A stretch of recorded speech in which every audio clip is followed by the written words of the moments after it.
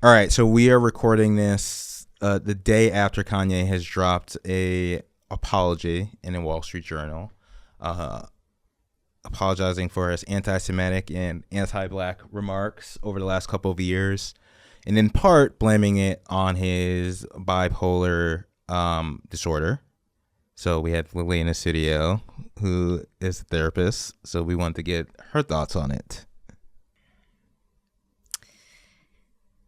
My first and immediate thought is that I feel sad. This makes me feel really sad. I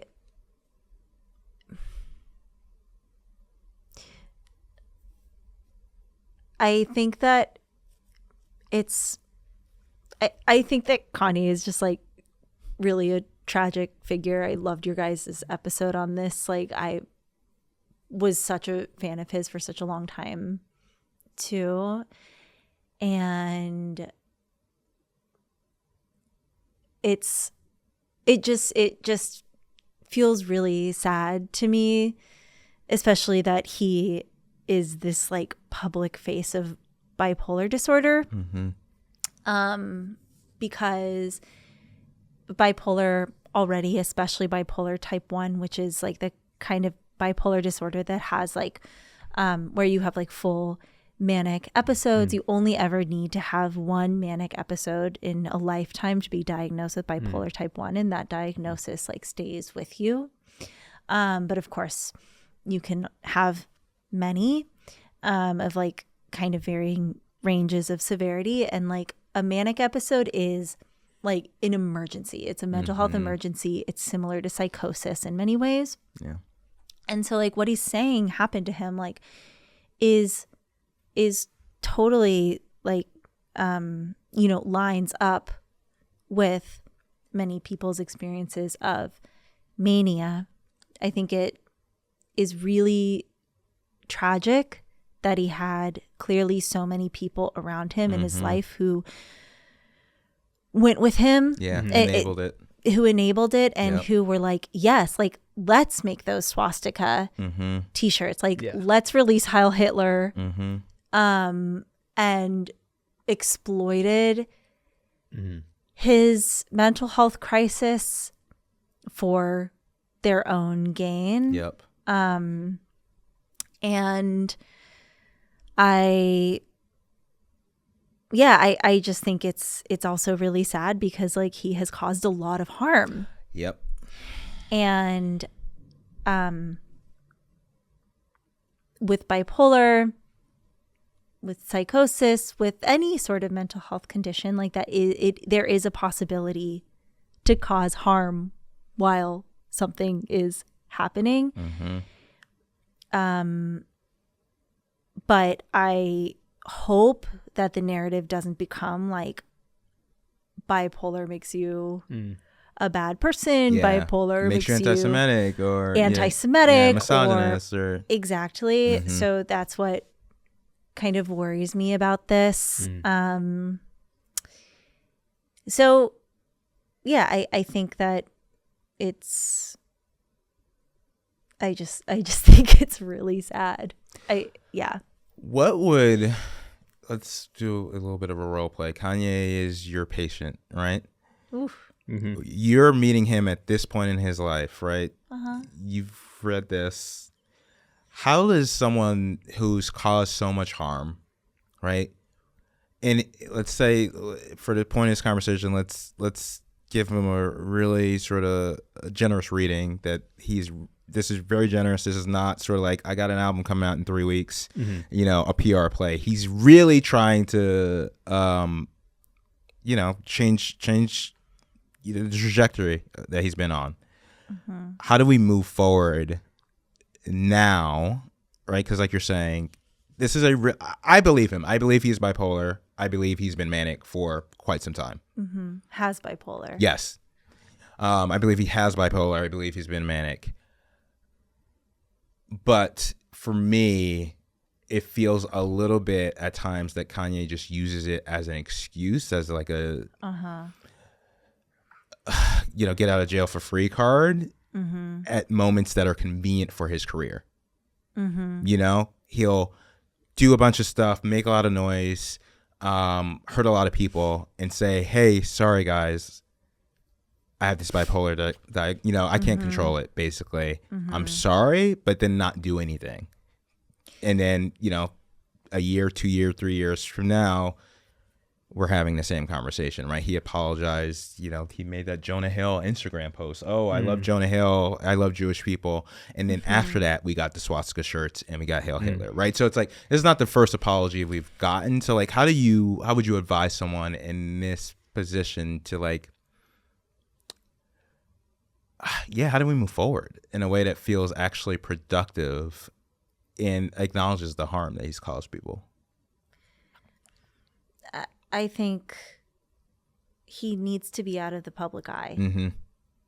This can't, taking out an ad in the Wall Street Journal is not reparative. Like, the harm that he's caused is real.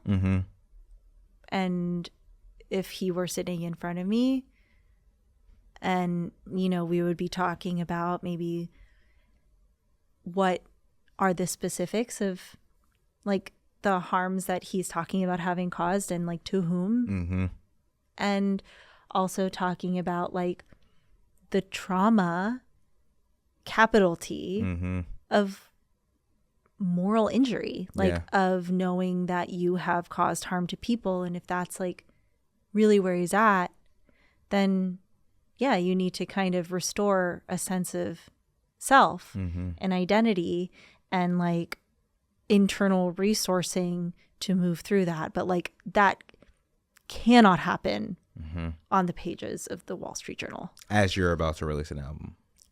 Yeah. And like, let's like maybe hold off on the album for a sec. Like this kind of fragility, like he's not in a place where he can continue being one of the most famous people in the world.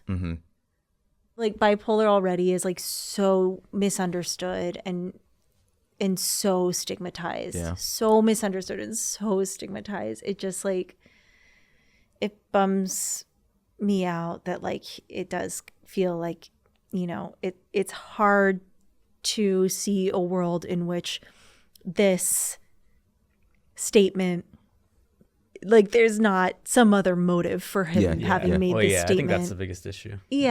So that, and then I think or the toughest part. Let me read this line here. As I find my new baseline and new center through an effective regimen of medication, therapy, exercise, and clean living, I have found much needed clarity. I am pouring my energy into meaningful art, music, clothing, design, and other new ideas to help the world. To me, that felt a bit icky. We're already talking about the new things that you're going to be making. But have you actually already done the work internally? Like you're saying, this public eye thing. It's like you're talking about new art, music, clothing, design. Like basically, guys, all this new stuff is going to be positive, right? Like, I'm sorry, I did some bad stuff, but you guys can sign on to the new stuff because I'm not anti-Semitic anymore. That's the old me. Right. That's where the motive for me. It's not like, oh, I've hurt so many people. I need to put my energy into fixing those relationships and that harm. It's like, oh, I'm going to put this new energy I have into making new things now. Right. And like Kanye's thing has always consistently throughout his career has always been grandiosity. Yes. I am a god. Yeah. So like this is it's not new. No. Yeah. But that is also like it's something, it is a mental health indicator. Yeah. And it sounds like, that is very much still present for him. Like my art will save the world. Yeah. And maybe in his mind, that is how he fixes things. I've caused all this harm. If I make good art, that will undo the harm that I have done over the last couple of years. Versus, like you're saying, disappearing and working on himself internally and the personal relationships that he has blown up and the people that he's hurt. I think he thinks, let's not look back. Like, let's keep moving forward. Yeah. But it just, you can't doesn't work that way. Mm-hmm. I feel like his story is so tragic. I feel like all of the people surrounding him are equally to blame. Oh, for sure. Yeah, a lot of enablers. Mm-hmm. In a way that, like, what do you do if you're the guy who produced Hail Hitler, and you read this statement? What's your excuse? Oh yeah, that's to me that's worse than like. I don't know. He told me if you take everything on face value that he's saying, it's like so it's rough.